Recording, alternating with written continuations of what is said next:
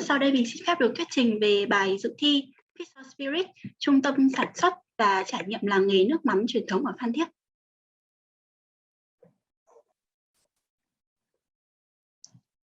Vào mùa hè năm ngoái thì mình có dịp được đi du lịch thành phố Phan Thiết. Thì đây là thành phố nằm ở ven biển của Việt Nam và rất nổi tiếng với các khu du lịch. Bên cạnh đó thì với lợi thế nằm ở vị trí ven biển thì Phan Thiết còn nổi tiếng với các làng nghề truyền thống, và một trong những làng nghề nổi tiếng và lâu đời nhất ở đây thì chính là làng nghề nước mắm. Và sau khi trải nghiệm ở các khu vực du lịch thì mình có đi tham quan ở khu vực làng nghề nước mắm ở gần đó. Thì đây là một trong những làng nghề lâu đời ở Phan Thiết và nằm đối diện với con sông Phú Hải. Đây là con sông mà các nhà buôn và thợ sản xuất nước mắm đã chở những các chum vại nước mắm để đi giao thương và buôn bán ở khắp các nơi trên thành phố. Sorry, Mai, can I get you to stop first?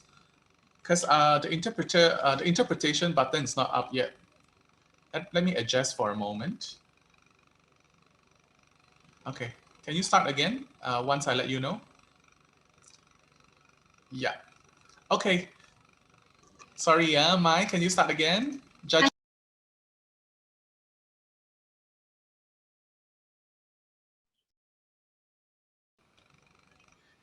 And now I would like to present my entries for Fish Spirits.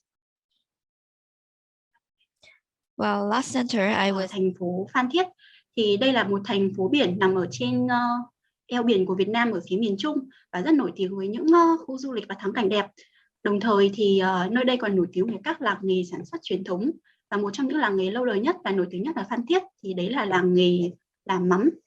Tại khu du lịch thì mình có đi tham quan khu vực làng nghề ở gần đó. Thì đây là một trong những làng nghề lâu đời. Can you share your presentation as well? Yeah, thank you. Can you see my presentation? It's okay. Take a deep breath. You'll do well. Yes.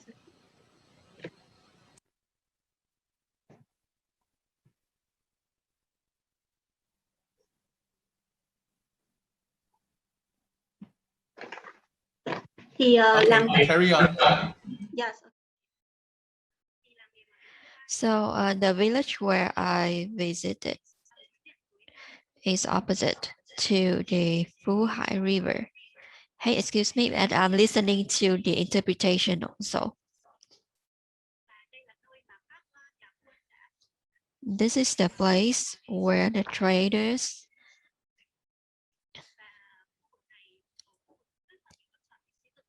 and the location I choose is close to the traditional village as well as the tourism place. So in summary, this tradition to Phan Thiết people in particular and to Vietnamese in general, fish sauce was introduced to Vietnam 300 years ago, and this is the very first place to produce fish sauce in Vietnam. And with their own skills and techniques, they make the typical flavors that only Vietnamese or countries, neighbor countries like Thailand and China has.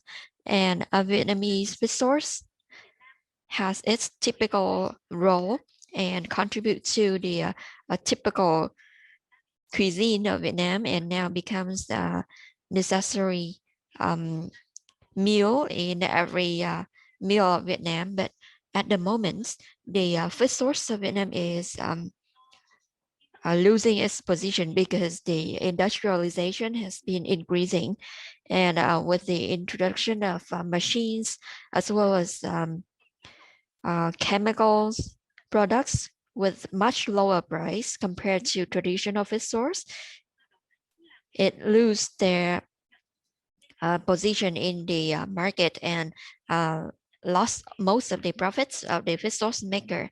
And also the facilities for traditional fish sauce making is downgrading. So it leads to a lot of profit increase, leading to the fish sauce makers leaving and quitting the job.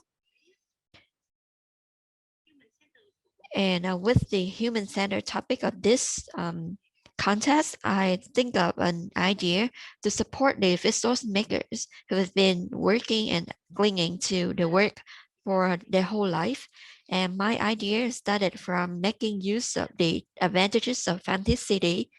This is a developing city with young generations, and it's also a tourism place.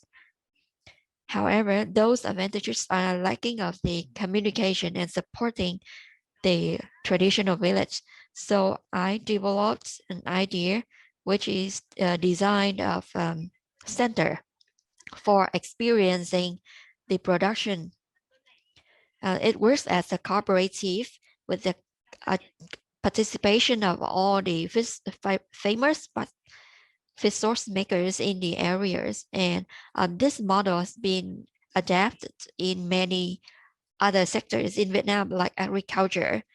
And also I make use of the advantages of Phan Thiết so that we can promote the traditional fish source flavor to international tourists and also to the young generations about the values of this traditional sector. So before going deep into the details, I conducted a lot of researches on the production process. So firstly, with raw fish, they will mix with salt, and we have two ways for fermentation: in the jar or in outdoor. And then they will start filtering before packaging. So based on those activities, I designed the building for two key subjects: the makers and the tourists. So in this area, there will be a place for the exchange of experiences or knowledge among the brands. And for tourists, they have a chance to buy the fish source products right here, also experience the fish source production process, taste the newly produced products, and also watch the whole process.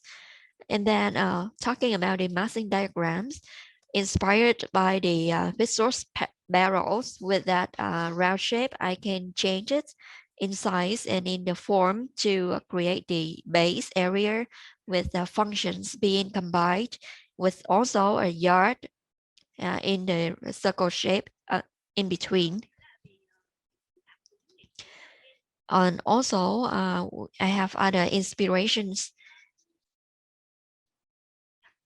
So I have a very strong emotion looking at these conical hats of the Vietnamese used by most of the Vietnamese and also by the fish source makers. So this kind of hat is also used to cover the jar outdoor.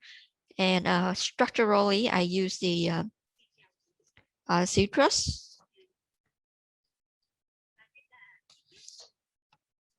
So talking about the functions, we have three key areas: the office and reception area. The second space is for a restaurant where tourists can directly experience the fish source products. And the third area is the fish source processing area. So for fish source makers and tourists, I designed different traffic routes for them so that they can observe, the tourists can observe the production without interfering it. And in the fish source processing, the layout is arranged following the steps of production, like indoor and outdoor fermentation area, and then boiling and filtering and packaging. And later on, products are moved to the kitchen to be used for cooking immediately. And then food and meals are prepared right here and served in the restaurant. Tourists can visit the whole place, observe the production, and then taste the products in the restaurant. Then I use the brick. This is non-furnished brick with a typical color.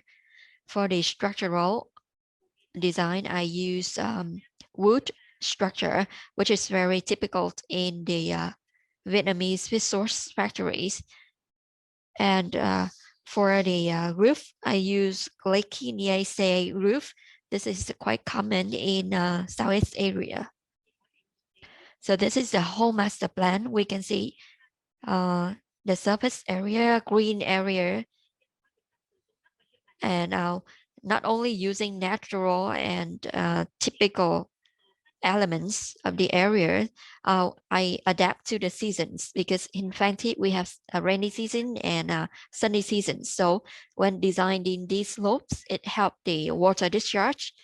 And also this kind of material for the roof will have heat prevention, and the water surface around the area help air circulation and also maintain the air temperature. Besides that, arranging functional area in small blocks instead of a whole big building help reduce the energy consumption and make use of natural energy. And for the tourist, I would like to recall my own tour. In the reception area, I got all the information about the production through the screens or video presented in the reception. And in the middle of this reception area, we have a display zone for the products.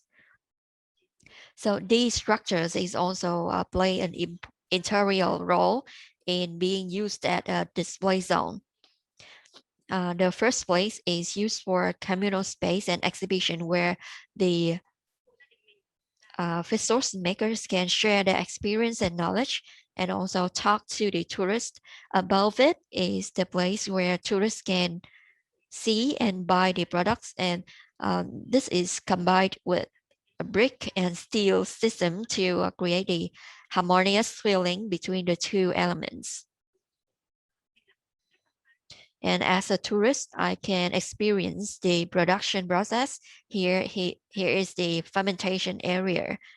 So we have the production area inside, and the tourist route is outside it. And these two areas are separated by a glass wall, so tourists cannot interfere the production process inside. And also create various angles for tourists to observe the production. So they will be given interesting experiences from different angles. And for the outdoor area, the resource makers and tourists can communicate in a more natural way. And in this, the barrels are playing the interior roles. This also creates a resting feeling for tourists and resource makers. And the next area is boiling and filtering place. Here we maintain the traditional method, which is to use a wood burns and cooked, and tourists can be able to observe the whole process from outside. And then is the packaging area. Here we can see by entering the space, taking part in the packaging process, or observing from the tourist routes from the second floor and looking down at the packaging area. And the finished products will be transferred to the kitchen area to serve cooking. So tourists can observe from the outside or enter the kitchen to cook by themselves. And in this kitchen area, we still have the well, which is a very typical element in the life of the people, the inhabitants. And finally, we have the dining area.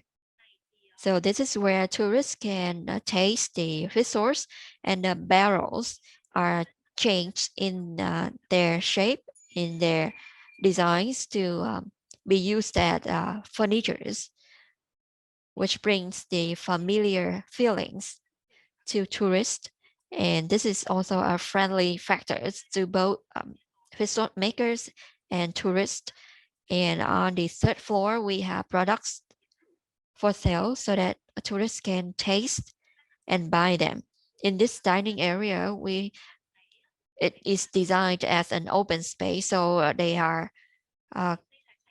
they can enjoy the space, the outdoor space, and also the natural elements outside.